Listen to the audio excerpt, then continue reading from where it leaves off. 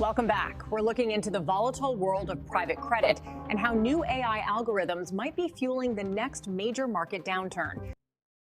In 2008, the global financial system almost failed. 13 of the largest U.S. institutions were at risk. Households lost about $16 trillion in net worth. The stock market fell by 50%. 8 million jobs disappeared. And for all of that damage, one mid-level banker went to jail. We were told never again. But the same core mechanics are quietly coming back. This time, they are wrapped in something new. AI-driven private credit that moves in the shadows and is already touching your retirement money. Today, we are going to unpack how AI valuation models and private credit could be building the next slow-motion financial crisis, and what that means for you. Most people have never heard of private credit. That is not an accident. After 2008, new banking rules made it harder and more expensive for traditional banks to lend to mid-sized companies. The risk did not disappear. It moved. Specialized private credit funds stepped in. 2 decades ago, this market was a few $100 billion. Today, it is around $1.7 trillion, about the size of the entire high-yield bond market.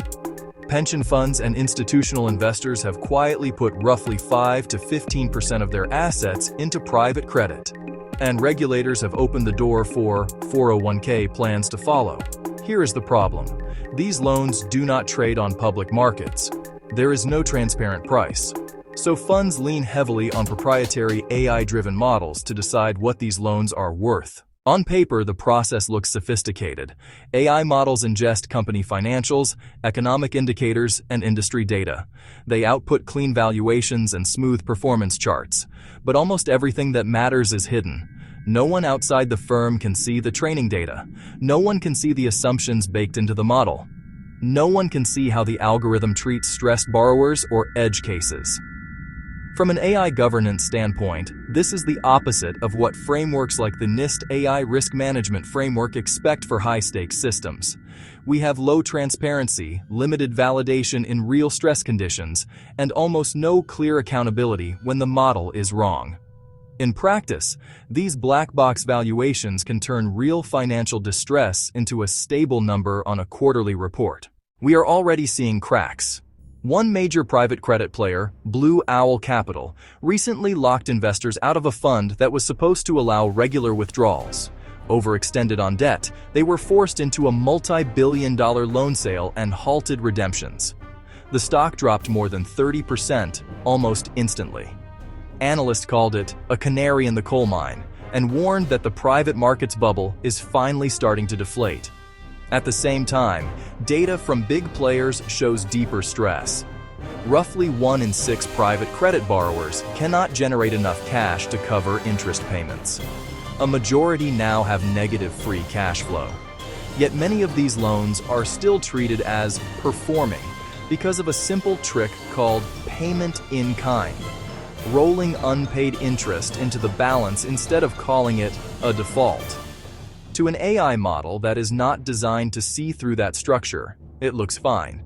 To reality, it is a growing pocket of hidden risk. If we step back and look at this through an AI security and governance lens, 3 failures stand out. First, transparency. The valuation models are proprietary black boxes. Investors, regulators, and even many board members cannot see how they work. Second, validity and reliability. Most models were trained in a decade of low rates and cheap money. They have not been proven in a serious, sustained downturn. Third, accountability. When valuations are wrong, firms can point to the model. We relied on the AI. The data said it was fine. The blame dissolves into the algorithm. This aligns almost perfectly with the kinds of risks mapped in MITRE Atlas. Data that obscures real conditions, models optimized to hide distress, and human over-reliance on opaque systems. In other words, AI is not just observing financial risk here, it is shaping how that risk is seen or not seen by the people in charge. Does this guarantee another 2008? No, but the pathway is clear enough to take seriously. A recession hits. Borrowers already struggling to pay interest begin to fail. AI models, trained on calm conditions, lag reality and keep valuations looking smooth. Investors ask for their money back. Funds that promised liquidity on top of illiquid loans are forced into fire sales, selling at 40 or 50 cents on the dollar.